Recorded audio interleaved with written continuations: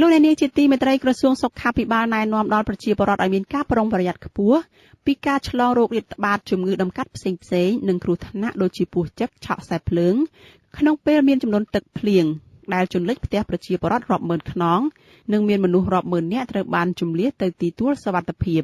ការព្រមាននេះក្រោយពេលដែលទឹកជំនន់បានវាយលុករាជធានីភ្នំពេញនៅក្នុងខេត្តចំនួន19ផ្សេងទៀតដែលនាំឲ្យប៉ះពាល់ដល់ប្រជាពលរដ្ឋជាង40000គ្រួសារនិងខូចខាតដំណាំអស់រាប់សិបម៉ឺនហិកតាតើប្រជាពលរដ្ឋគួរមានវិធានការដូចម្តេចខ្លះដើម្បីកាត់បន្ថយផលប៉ះពាល់ដល់សុខភាពចានីតិសុខភាពប្រចាំសប្តាហ៍នេះអ្នកស្រីម៉ៅសុធានីរាយការណ៍ពិស្ដារជូនអំពីបញ្ហានេះដូចតទៅក្រសួងសុខាភិបាលឲ្យដឹងថាផលវិបាកធ្ងន់ធ្ងរដល់សុខភាពដោយសារទឹកជំនន់រួមមានជំងឺគ្រុនចាញ់គ្រុនឈាមគ្រុនឈិករាគរូសការពុលចំណីអាហារការលង់ទឹកនិងពោះចឹកជាដើមចាអ្នកស្រីវិជ្ជបណ្ឌិតអាវ៉ាន់ឌិនអ្នកនាំពាក្យក្រសួងសុខាភិបាលប្រាប់ក្រុមអ្នកកាសែតថានៅក្នុងអំឡុងទឹកលិចនេះឲ្យប្រជាពលរដ្ឋត្រូវមានការប្រុងប្រយ័ត្នខ្ពស់ដើម្បីជៀសវាងគ្រោះថ្នាក់ផ្សេងៗនិងជំងឺដំកាត់ចាអ្នកស្រីបន្តថាបរិវត្តត្រូវឧស្សាហ៍លាងដីទទួលទានទឹកដាំពុះត្រូវសម្រានក្នុងមុងដើម្បីការពារមូសខាំហើយដែលនាំឲ្យកើតជំងឺគ្រុនឈាមហើយនិងគ្រុនចាញ់សូមបងប្អូនយើងលោករក្សានៅអនាម័យដៃនិងខ្លួនប្រាណឲ្យបានស្អាតជាប់ជានិច្ចគឺត្រូវតែលាងសម្អាតឬក៏មុជទឹកដោយសម្អាតខ្លួនប្រាណដុសនឹងសាប៊ូហើយការពារនៅការឆ្លងនៅជំងឺឆ្លងផ្សេងៗដូចជាជំងឺរាគរូសរាគមួលការពុលនៅចំណីអាហារ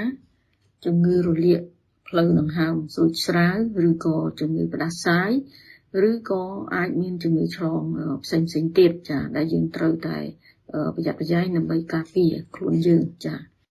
បន្ថែមពីនេះអ្នកនាំពាក្យក្រសួងសុខាភិបាលរូបនេះបន្តថាប្រជាពលរដ្ឋត្រូវតែបរិភោគចំណីអាហារដែលស្អាតនិងចម្អិនឲ្យឆ្អិនល្អត្រឹមត្រូវលាងសម្អាតបន្លែផ្លែឈើឲ្យបានស្អាតពិសាទឹកដាំពុះនិងប្រើប្រាស់ទឹកស្អាតចាពុកម្ដាយឬអាណាព្យាបាលត្រូវប្រុងប្រយ័ត្នកុំឲ្យកូនចៅហែលទឹកដែលនាំឲ្យលង់ទឹកឬក៏ទឹកហូរខ្លាំងគួចយកទៅបាត់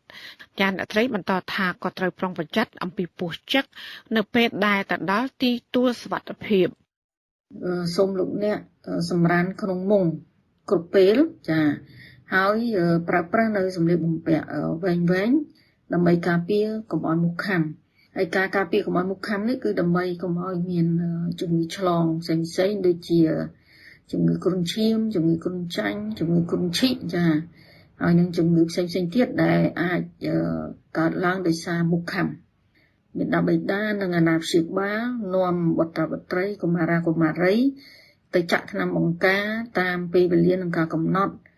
ឲ្យបានទៀងទាត់ហើយនឹងត្រូវផ្ដល់ចំណីអាហារបានគ្រប់គ្រាន់និងត្រឹមត្រូវទៅដល់ពួកគេដើម្បីជៀសវាងនៅបញ្ហាកង្វះនៅចំណីអាហារជាដើមចា៎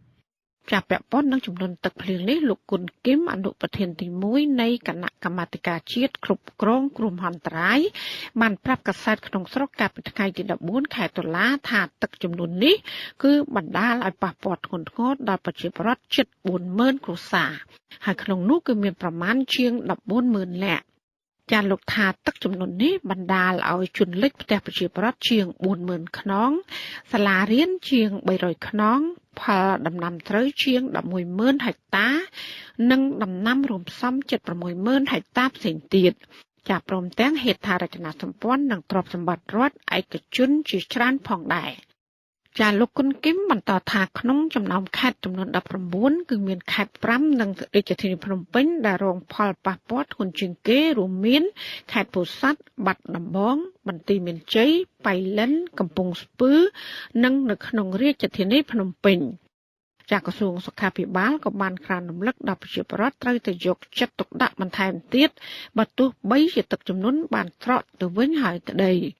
ចាការប្រុងប្រយ័ត្នពីផលប៉ះពាល់ដល់សុខភាពទាំងនោះក៏ដូចជានៅក្នុងអំឡុងពេលទឹកជំនន់ផងដែរចាបន្ថែមពីនេះនៅពេលទឹកស្រកហើយគឺមិនត្រូវចូលទៅក្នុងផ្ទះឬអគារទ្រុឌទ្រោមដែលអាចបណ្ដាលឲ្យធ្លាក់បាក់សង្កត់លើនិងមិនត្រូវប្រើប្រាស់គ្រឿងអគ្គិសនីជាដើមហើយដែលអាចនាំឲ្យឆក់រហូតដល់បាត់បង់ជីវិតជាដើមក្រោយពីទឹកស្រកទៅបងប្អូន បងប្អូនជាពលរដ្ឋដែលរងគ្រោះដោយសារទឹកជំនន់នេះលោកអ្នកនឹងមានការវិលត្រឡប់ទៅផ្ទះសម្បែងរបស់ខ្លួនវិញអញ្ចឹងមុននឹងវិលត្រឡប់ទៅផ្ទះសម្បែងវិញនេះសូមបងប្អូនលោកពិនិត្យផ្ទះសម្បែងជាមុនចាក្រែងលោកផ្ទះយើងមានស្រុតឬមួយក៏មានសត្វពស់វានៅឬក៏មានសត្វអសេរពឹសអីដែលនៅ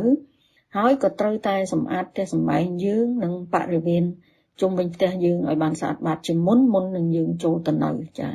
ទី2ត្រូវស្ដារទឹកអណ្ដូងទឹករបស់យើងបើសិនបើផ្ទះលោកអ្នកមានអណ្ដូងទឹកគឺត្រូវតែស្ដារទឹកអណ្ដូងឡើងវិញពីព្រោះកាលណាទឹកលិចអណ្ដូងយើងក៏លិចដែរអញ្ចឹងទឹកក៏ខ្វក់អញ្ចឹងត្រូវតែស្ដារទឹកអណ្ដូងនឹងចេញហើយដើម្បីឲ្យទឹកស្អាតទឹកថ្មីដែលចេញមកដើម្បីទុកប្រើប្រាស់ទី3ត្រូវរៀបចំនៅបង្គន់អនាម័យឡើងវិញឲ្យបានត្រឹមត្រូវហើយត្រូវតែបន្ទោបង់នៅក្នុងបង្គន់នោះឲ្យជាប់ជានិច្ចជៀសវាងការបន្ទោបង់ពីវិបកាទី4ត្រូវបន្តរក្សាអនាម័យដៃនិងអនាម័យខ្លួនប្រាណឲ្យបានស្អាតជាប់ជានិច្ចហើយនឹងទី5សូមលោកអ្នកបន្តសម្រាននៅក្នុងមុងនិងប្រើប្រាស់នៅសម្លៀកបំពាក់វែងដើម្បីការពារកុំឲ្យមូសខាំចា៎លោកស្រីហេងហួរបរដ្ឋម្នាក់រស់នៅក្នុងសង្កាត់ដង្កោខណ្ឌដង្កោប្រាប់អធិស្រីកាលពីយប់មិញថាម្ដុំផ្ទះដែលលោកស្រីរស់នៅគឺលិចខ្លាំងណាស់